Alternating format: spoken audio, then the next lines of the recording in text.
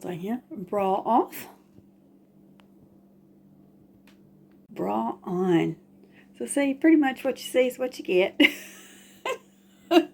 Except they droop more as you get older. Excuse my appearance, I just got out of the shower. And I did put a bra back on to wear until I go to bed. But as I was saying, you know, with your boobs, well mine anyway, kind of what you see is what you get. They're a little pushed up in this bra right now. But unless it is something that's not visible to the eye, something that's inside there, it's not visible to the eye, may not even be felt to the touch when you do your breast exam. What I'm getting is October is Breast Cancer Awareness Month. Now, I have had surgery on this baby right here before. Thankfully, I did not have breast cancer.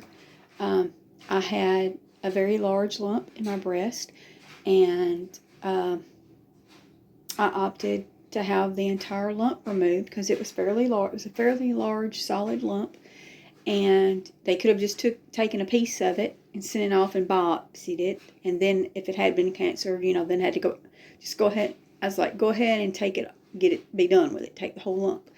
And so they did, and thankfully, it was benign. So, but a lot of women are not that lucky, not that fortunate, and they have breast cancer, and they have to have surgeries, and sometimes they have to have their breast removed, radiation, chemo, and all that. But just keep in mind that October is Breast Cancer Awareness Month. Now, because I have had issues in the past, and I have had a lump surgically removed, and because I do get little cysts that they have in my breast that they have to keep an eye on to make sure that it doesn't turn into something else. I'm supposed to get my mammogram, which usually always consists of, I have to have an ultrasound also because they have to ultrasound the spots. But generally, people, unless they find something, you just have a mammogram. But I'm supposed to have a mammogram with the ultrasound thing that they do every year, once a year. However, Baptist Memorial is what pays for my breast exam, and they will only pay every 2 years, which is unfortunate because if somebody like myself has had past issues, they should make it a point to pay for your breast exam every year, you know, because in my situation, I'm not just paying for a mammogram. I mean, the cost gets way on up there. It's not just like couple $100 for a mammogram. I have to have the mammogram, I have to have the ultrasounds, and you have to pay for each ultrasound and the mammogram. And I think my last one was around $1,000, either just a little under or a little over $1,000 to get. And most women don't have to pay that, you know. And so I'm just not able to do that, and they will only pay for it every 2 years. However, if you're able to get a breast exam every year, then you should, over a certain age. Some doctors recommend age 40, some age 50 to get your mammograms every year. However, I am 49 years old, and I have been dealing with this since I was, how old was I? I got to count on my fingers. I was 34, I believe. 34, was it 2007, 17, 18, 19, 21, 22. Yeah, I was 34 years old when I had the lump removed. Because that was in 2007, and this is 2022, and I'm 49 years old now. So, and I've known several people that I know personally in their 30s have actually had breast cancer. So I think it's really unfortunate that they recommend you wait till 50 because, I mean, it's proven fact that women do have complications as early as their 30s. And I've heard of women having complications even in their 20s. So, but 30s is not really that rare. 30s and 40s is not rare. So I think, you know, they should recommend at least by 40 to get one every year. So October is Breast Cancer Awareness Month. If you haven't had your mammogram this year, and if you're able to get it at all, go get a mammogram.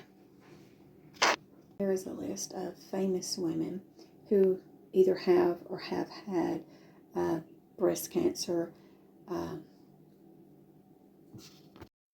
Actress Shannon Doherty, comedian Wanda Sykes, singer Sheryl Crow, actress Christina Applegate, co-anchor Robin Roberts, singer Melissa Etheridge, Olivia Newton-John, who passed away this year, but not sure if that was the cause, Suzanne Summers, Jaclyn Smith, Carly Simon, Kelly Preston. Not that it's anyone's place to judge, but just a reminder. As I said, the last one I had, which they're usually around the same, and usually the same amount of ultrasounds and mammograms, sometimes maybe a little more to it, was around $1,000, a little less, a little more. But that was just for the mammogram and the ultrasounds. That isn't including, I have to go to see a surgeon for him to read the results and tell me, if we need to do something about it or if it's okay, what level cyst it is, because they like number them or whatever. And so all that. So it could possibly go up into more money, or it would go up into more money each time because you'd have to see a surgeon, for all that. So, or a doctor, which is the surgeon that, if you needed surgery, would do your surgery for you. So yeah, it's quite expensive if it's not covered every year. So if you're fortunate enough to have it covered every year, you should definitely have it done every year. There's no reason not to. Rephrase that.